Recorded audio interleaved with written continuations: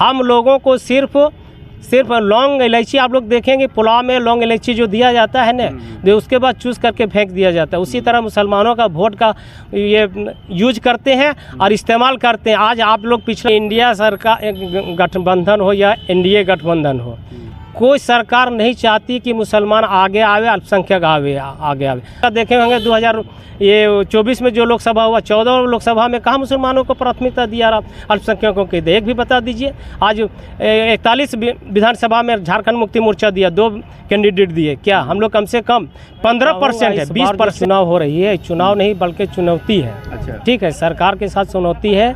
ये नवनिर्माण जनमत जो हम लोग बनाए, तीसरा विकल्प, जिसका मेन अध्यक्ष है सूरज सिंह बेसरा, पूर्व विधायक, और राष्ट्रीय करने लिए तैयार नहीं है। ये लोग सत्ता से चिपके हुए हैं और सत्ता के चिपके होने के बाद अनदेखी लोग जनता का करता है। कोई पार्टी को इन्वॉल्व नहीं करना चाहती है। ये लोग गठजोड़ है। आरजेडी प्रयास कर रहे थे कि ताकि एक ये बन जाए। प्रयास हम लोग खुद नहीं किए, हम लोग प्रयास यही किए कि तीसरा विकल्प झारखंड में बने। जनक्रांति मोर्चा पिछड़े वर्गों के लिए, मुस्लिमों के लिए, दलितों के लिए और अगड़ी जाति के लिए, सभी जातियों के लिए काम करेगी। और जब से पहले जो यहाँ का समस्या, मुख्य समस्या, झारखंड आंदोलनकारियों को मान सम्मान पेंशन और उसको जो सम्मान मिलना चाहिए वो नहीं मिला है। और विष्णुगढ़ को अनुमंडल का दर्जा दिलाना, मांडू को अनुमंडल का दर्जा दिलाना और मांडू विधानसभा में मेडिकल कॉलेज बनवाना मेरा एक कर्तव्य बनेगा। और यहाँ जनमत के माध्यम से 81 सीट में चुनाव लड़ने का काम कर रहे हैं। अगर सरकार बनती है जनमत की और जनता स्वीकार करती है तो हम लोग प्रत्येक घर के व्यक्ति को एक नौकरी दिया जाएगा और उनको 30,000 से 35,000 का तनख्वाह दिया जाएगा। और सर्वप्रथम हम लोग यहाँ के नौजवानों को जो शिक्षित हो चुके हैं उसको रोजगार देने का काम करेंगे। मुख्यमंत्री का चेहरा तो हम लोग पेश कर दिए, सूरज सिंह बेसरा का। जी, सूरज सिंह बेसरा का मुख्यमंत्री पेश कर दिए हैं।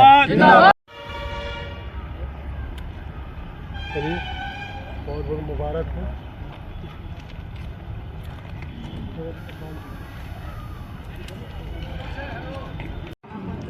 जोहार, नमस्कार। देखिए, यहाँ समरनालय में मांडू विधानसभा के लिए महमूद आलम राष्ट्रीय जनक्रांति मोर्चा की तरफ से पर्चा दाखिल करके वापस लौट रहे हैं। तो हम इनसे बात करेंगे महमूद जी से। सर, बहुत बहुत स्वागत है आपका कोठा न्यूज़ में।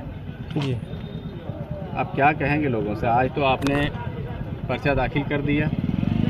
सबसे पहले इस महापर्व में आप लोगों को, मीडिया और चैनल वाले और हमारे साथी झारखंडी भाइयों को सबको हार्दिक स्वागत राष्ट्रीय जनक्रांति मोर्चा के माध्यम से।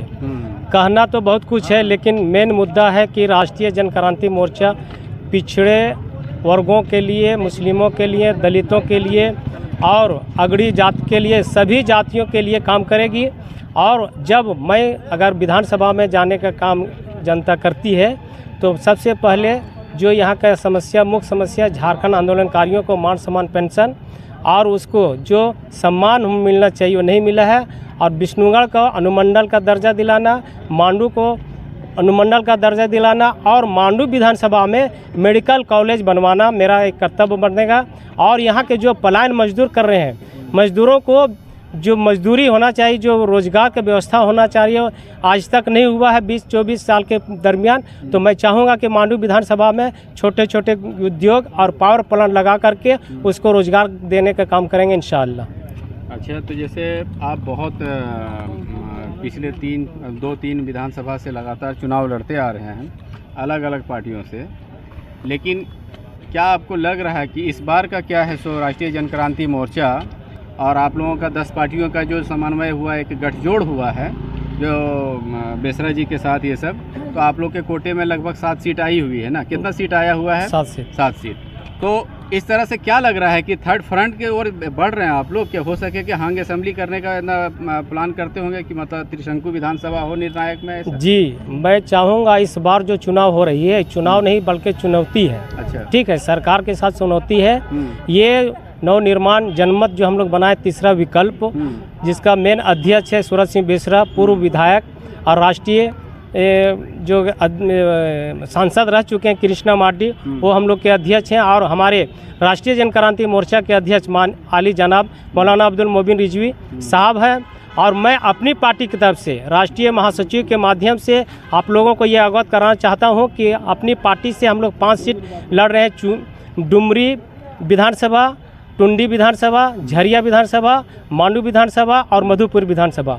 और इस तरह से हम लोग जनमत के माध्यम से 81 सीट में चुनाव लड़ने का काम कर रहे हैं। अगर सरकार बनती है जनमत की और जनता स्वीकार करती है तो हम लोग प्रत्येक घर के व्यक्ति को एक नौकरी दिया जाएगा और उनको 30,000 से 35,000 का तनख्वाह दिया जाएगा। और सर्वप्रथम हम लोग यहाँ के नौजवानों को जो शिक्षित हो चुके हैं उसको रोजगार देने का काम करेंगे। और उसको अगर मैं चुनाव जीतता हूँ मांडू विधानसभा से तो अपना तनख्वाह से मांडू विधानसभा के लड़का लड़की छात्र छात्राएं को 10 IAS और 10 IPS बनाने का काम करूंगा इंशाल्लाह। पहला प्राथमिकता आपका क्या होगा अगर आप मांडू विधानसभा से अगर आप पहला प्राथमिकता तो मैं कहा न कि पूरे 24 जिला झारखंड आंदोलनकारियों को जो मान सम्मान नहीं मिला है झारखंड अलग बनाने में उसका नेतृत्व करेंगे। और आज भी नेतृत्व कर रहे हैं और आज भी नेतृत्व करें, हारे चाहे जीते। चुनाव के बाद भी हम लोग बहुत बड़ा प्रोग्राम करने जा रहे हैं जिसका पुष्कर महतो जी होंगे, विदेशर महतो होंगे, महमूद आलम होंगे, सब मिल करके ये सरकार के साथ हम लोग अड़िग हैं आंदोलन के माध्यम से। जनता के बीच में आप जा रहे हैं तो जनता से आप मतलब क्या अपील करना चाहेंगे और जनता के प्रति आप क्या सोच रखते हैं और आपकी क्या विचारधारा है? जनता के साथ हम लोग 1986 जुड़े हुए हैं, आज नहीं जा रहे हैं। जनता का काम हम करते आ रहे हैं। विष्णुगढ़ में आप लोग सुने होंगे कि 11 दिन का 14 में हम लोग धरना दिए थे जिसमें मेडिकल कॉलेज अनुमंडल और आपका नर्सरी में जो आपका ज़मीन विकास में उसका के लेकर के यहाँ बनना चाहिए, जिसके लेकर के झारखंड सरकार जो शेख भिखारी मेडिकल कॉलेज बनाई है ये विष्णुगढ़ का ही देन है जो आगे 11 दिन का धरना दिया गया था। उसके बाद भी हम लोग 26 तारीख को ये मांग किए हैं कि विष्णुगढ़ को जो अनुमंडल बना है पुलिस अनुमंडल उसको विष्णुगढ़ में स्थापित किया जाए और वहाँ का जो मजदूरों का जो पलायन हो रहा है उसको रोका जाए और उसको रोजगार की व्यवस्था किया जाए। अच्छा, लेकिन जो अस्थिर सरकार है, आप ये इंडिया गठबंधन में भी आ सकते थे तो लोग ये दबी जबान में ये कहते हैं कि आप इंडिया गठबंधन को नुकसान पहुँचाएंगे। ये अरे इंडिया सरकार गठबंधन हो या एनडीए गठबंधन हो, कोई सरकार नहीं चाहती कि मुसलमान आगे आवे, अल्पसंख्यक आगे आवे। हम लोगों को सिर्फ लौंग इलायची आप लोग देखेंगे पुलाव में लौंग इलायची जो दिया जाता है ना जो उसके बाद चूस करके फेंक दिया जाता है, उसी तरह मुसलमानों का वोट का ये यूज करते हैं और इस्तेमाल करते हैं। आज आप लोग पिछला देखे होंगे 2024 में जो लोकसभा हुआ 14 लोकसभा में कहाँ मुसलमानों को प्राथमिकता दिया अल्पसंख्यकों के एक भी बता दीजिए।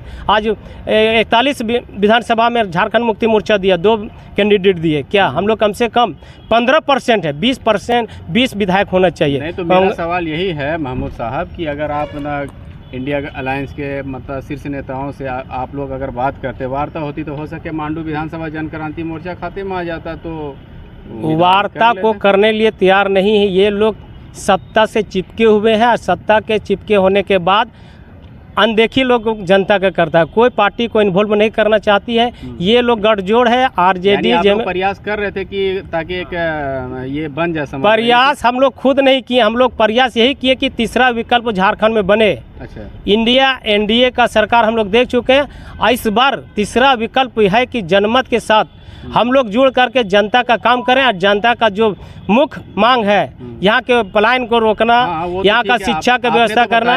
जी, तो लेकिन आप लोग यही मतलब मान के चल रहे हैं कि थर्ड फ्रंट की अगर सरकार होनी चाहिए। जी, हम लोग तो यही चाहते हैं। लेकिन अगर आप लोगों की मेजोरिटी हो जाती है, अगर ये आपका मतलब 42 MLAs अगर आपके जनमत के चुन करके आ जाते हैं तो फिर मुख्यमंत्री का चेहरा कौन होगा? मुख्यमंत्री का चेहरा तो हम लोग पेश कर दिए, सूरज सिंह बेसरा का। अच्छा। जी, सूरज सिंह बेसरा का मुख्यमंत्री पेश कर दिए हैं।